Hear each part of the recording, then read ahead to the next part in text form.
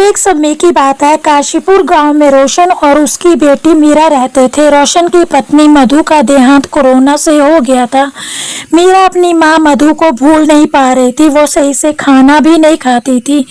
दिन रात सिर्फ अपनी माँ की फोटो को देखकर रोती रहती थी और उन्हें याद करती रहती थी। तभी रोशन ने परेशान होकर अपनी माँ से बात की और कहा, माँ, मीरा सही से खाना नहीं खाती है। जिस दिन से उसकी माँ का देहांत हुआ है, मैं क्या करूं? मुझे मीरा की यह हालत नहीं देखी जा रही। अभी तो वह बच्ची है, यह अपना पूरा जीवन कैसे व्यतीत करेगी बिना अपनी माँ के। तभी रोशन की माँ ने रोशन से कहा, बेटा, तुम ऐसा करो कि मेरे शहर जाने से पहले दूसरी शादी कर लो। मीरा को दूसरी माँ मिल जाएगी और उसका अकेलापन भी दूर हो जाएगा और उसका मन भी लगा रहेगा। मेरे जाने के बाद कौन मीरा की देखभाल करेगा? तभी रोशन सोता हुआ उठा और अगले दिन अपनी माँ से बोला, ठीक है माँ, मैं शादी करने के बारे में सोचूंगी। मीरा की माँ का देहांत होने के बाद मीरा के घर पर काम करने वाली आती थी, जिसको एक छोटी बच्ची थी और गांव वालों की यह सारी बातें पता चली। जिसके बाद उसने रोशन से कहा कि अगर आपको सही लगे तो आप मुझसे विवाह करोगे, मुझसे शादी करोगे तो मैं मीरा का माँ जैसा प्यार दूंगी, कभी भी उसको माँ की याद नहीं आने दूंगी। रोशन ने सोचा कि और कोई चारा नहीं है। ठीक है मीना, हम दोनों शादी कर लेंगे। तो मेरी बेटी मीरा का अच्छे से ध्यान रखना। मीना ने कहा, ठीक है, और दोनों ने शादी कर ली। दोनों बच्ची रोशन और मीरा और मीना सब खुशी से रहने लगे। मीरा की नई माँ मीरा को अच्छे से ख्याल रखती और मीरा का खाना भी खिलाती और उसे स्कूल भी भेजती। उसे अपने हाथों से सुलाती खिलाती और मीरा का सारा काम भी मन लगाकर करती। मीरा भी अपनी नई माँ को देखकर बहुत खुश थी। वह अपने दुख से बाहर ही निकलने वाली थी कि तभी एक दिन मीरा के पिताजी ने आकर कहा कि मैं बाहर जा रहा हूँ, माँ जी की तबीयत खराब है, मुझे वहां जाकर कुछ टाइम लग जाएगा। मीना, तब तक तुम मेरी बेटियों का ख्याल रखना, मैं जल्द ही आने की कोशिश करूंगी। मीना बोली, कोई बात नहीं, आप चले जाइए, मैं इन दोनों का अच्छे से ख्याल रखूंगी। यह दोनों तो मेरी ही बेटियां हैं। रोशन यह कहकर अपनी पत्नी मीना को घर सौंपते हुए शहर चला गया। अगली सुबह हुई, मीना ने अपना असली रंग दिखाना शुरू कर दिया। उसने कहा, मीरा, तुम आज स्कूल नहीं जाओगी, तुम मेरे साथ घर का काम करवाओगी और तुम्हारी छोटी बहन परी आज स्कूल जाएगी। परी, तुम स्कूल जाओ, मीरा आज घर पर ही रहेगी। परी स्कूल चली गई। मीरा यह कहती रह गई कि माँ, आज तुम मुझे स्कूल भेज दो, मैं कल घर रह लूंगी। आज मेरा नया पाठ्यक्रम शुरू होने वाला है, मुझे जाने दो। लेकिन माँ ने उसे धमकाते हुए कहा कि घर पर ही रुक और तू स्कूल नहीं जाएगी, घर पर मेरे साथ काम कर। बेचारी मीरा डरती हुई कुछ ना बोल पाई। तभी मीरा की माँ मीना ने मीरा को झाड़ू लगाने को कहा और बर्तन साफ करने को। मीरा ने सारा काम किया। तभी मीना ने चिल्लाते हुए कहा, तुम यह बातें अपने पिताजी से नहीं कहोगी कि मैंने तुम्हें स्कूल नहीं जाने दिया और तुमसे सारा काम घर का करवाया। तुम यही सारी बातें पिताजी से नहीं कहोगे। अगर तुमने यह कुछ भी अपने पिताजी से बताया तो मैं तुम्हें घर से बाहर निकाल दूंगी और तुम्हारे पिताजी को भी घर से बाहर निकाल दूंगी। मीरा डरती ना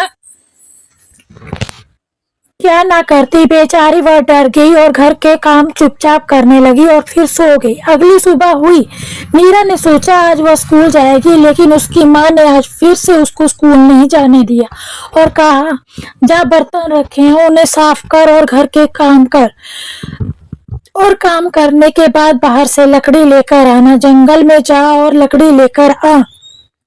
मीरा ने मना किया करने पर भी उसे पढ़ने नहीं जाने दिया और उसे जंगल में लकड़ी लेने भेज दिया। मीरा जब जंगल से लकड़ी लेकर आई तो शाम हो गई थी। मीरा की माँ मीना मीरा पर चिल्लाती हुई बोली, तू दोपहर को गई थी, अब तक आई है, तू लकड़ी लेने गई थी या कहीं और गई थी? तो मीरा डरते हुए बोली कि माँ, लकड़ी में बहुत ज़्यादा वज़न था। मैं लकड़ियों को बीच-बीच में रखते हुए आई हूँ, इसीलिए मैं रुक-रुक कर आई हूँ। माँ ने उसे फिर गुस्से से देखा और मीरा पर हाथ उठाया और मीरा को मारा और कहा, जा अंदर जाकर रूखी सूखी रोटी पड़ी है, उसे खा ले। मीरा बेचारी सुबह से जंगल में गई हुई थी तो उसे भूख भी बहुत लग रही थी। मीरा ने कहा, माँ मुझे एक रोटी और दे दो, मुझे बहुत भूख लगी है। उसकी माँ ने चिल्लाते हुए कहा, तुझे जो मिल रहा है चुपचाप खा ले, नहीं तो यह भी नहीं मिलेगा और उसे खाकर बर्तन साफ कर दो। मीरा रोती रही और बर्तन साफ करने चली गई। बर्तन साफ करती ही वह सोच रही थी कि अगर मेरी माँ जिंदा होती तो मुझे इतना काम नहीं करना पड़ता और वह मुझे प्यार करती, जैसे मेरी माँ सौतेली माँ अपनी बेटी को करती है, और मुझे अच्छा अच्छा खाना खिलाती और मुझे प्यार से सुलाती। मैं क्या करूं, मेरे पिताजी भी तो यहाँ नहीं है। और उसे डर लग रहा था कि अगर मैंने अपने पिताजी को सब बताया तो मेरी माँ हम दोनों को ही घर से बाहर निकाल देगी। मीरा रोती रोती यह सोच रही थी कि उसे नींद आ गई और वह रसोई घर में ही सो गई। सुबह मीरा की माँ मीना जब रसोई घर में आई तो उसने मीरा को नीचे फर्श पर लेटे हुए देखा और बर्तन साफ नहीं हुए देखे तो मीरा पर चिल्लाया और मारा पीटा और घर से निकाल दिया और कहा कि घर के अंदर मत आना जब तक मैं नहीं कहूंगी। यह सब पास में रहने वाली एक बूढ़ी माँ देख रही थी। वह मीरा के पास आई और मीरा से बोली कि तेरी सौतेली माँ का व्यवहार ऐसा क्यों है मीरा? तू यह सारी बातें अपने पिताजी सबको क्यों नहीं बताती? उसने कहा, नहीं अम्मा, मेरी माँ हम दोनों को घर से निकाल देगी और पिताजी को भी घर से बाहर निकाल देगी। यह सब सुनकर बूढ़ी अम्मा को बहुत दुख हुआ और मीरा ने कहा कि अम्मा आप यहाँ से चली जाओ, नहीं तो मेरी सौतेली माँ मुझ पर फिर से गुस्सा करेगी। बूढ़ी अम्मा बेचारी परेशान होती मीरा के पास से चली गई।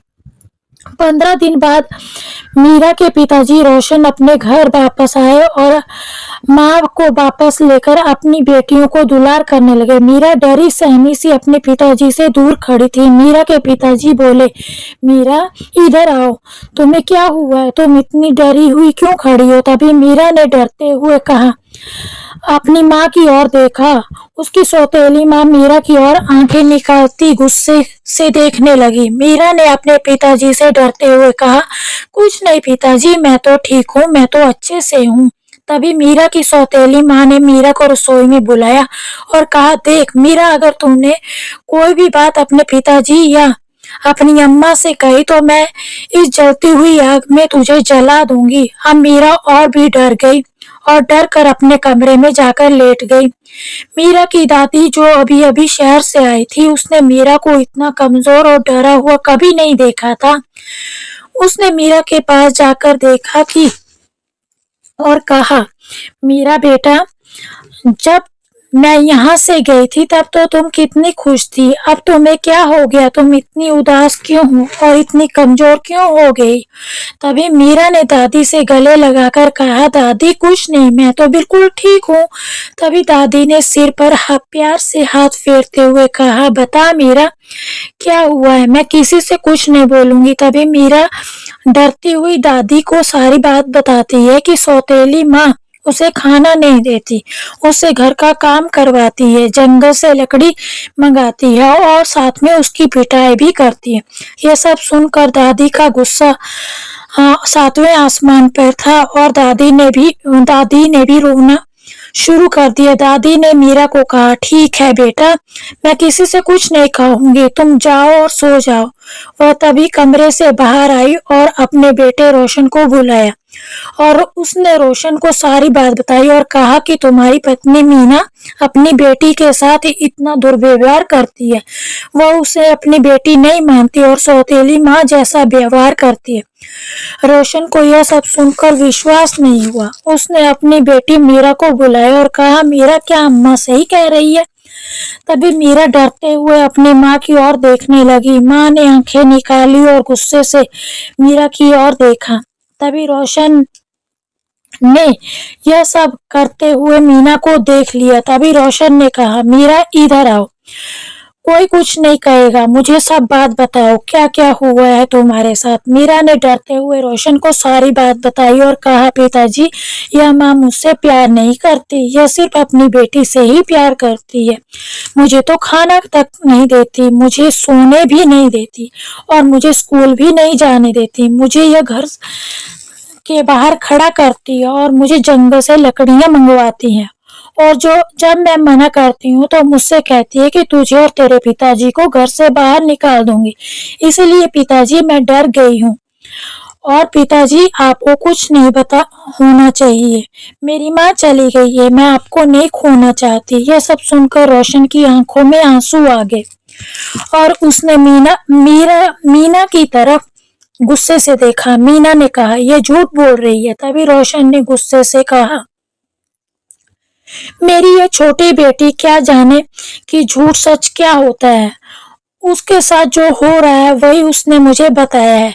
तूने उसे इस तरह से डरा कर रखा है कि वह आज अपने पिताजी को कुछ भी कहने से डर रही थी। तभी वह उसे बाहर निकालने लगा तो मीरा ने कहा, नहीं पिताजी, आप बाहर मत निकालिए, यह मेरी माँ है, चाहे जैसी भी हो, आखिर है तो मेरी माँ ही। मैंने एक माँ खो दी, मैं दूसरी माँ को नहीं खो सकती। यह सब देखकर मीना की आंखों में भी आंसू आ गए कि उसने मीरा के साथ कितना गलत किया। फिर भी मीरा उसको घर से बाहर नहीं निकलने दे रही, उसे रोक रही है। उसे अपने किए पर पछतावा होने लगा और वह हाथ जोड़कर रोशन और रोशन की माँ के से क्षमा मांगने लगी। लता के कहने पर मीना को माफ कर दिया गया। मीना ने हाथ जोड़ते हुए सबसे क्षमा मांगी और कहा कि आज के बाद वह मीरा के साथ ऐसा व्यवहार नहीं करेगी। वह मीरा को अपनी बेटी की तरह रखेगी और पालेगी, कभी भी मीरा के साथ दुर्व्यवहार नहीं करेगी। यह सुनकर रोशन और रोशन की माँ खुश हो गई और मीरा के चेहरे पर भी मुस्कान आ गई। उसी दिन से मीना को अपने किए पर पछतावा हो गया और वह सुधर गई। उसने पूरे परिवार को अच्छे से संभालना शुरू किया। रोशन का परिवार खुशहाल रहने लगा और परिवार में सुख, शांति और समृद्धि हो गई। मीरा को एक अच्छी माँ मिल गई जो मीना बन चुकी थी।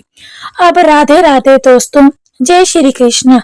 तो आप सबको मेरी यह कहानी कैसी लगी प्लीज कमेंट करके जरूर बताइएगा। अगर थोड़ी सी भी अच्छी लगी हो तो मेरी वीडियो को लाइक करें, कमेंट करें, शेयर करें और मेरे चैनल को सब्सक्राइब करें। राधे राधे दोस्तों, जय श्री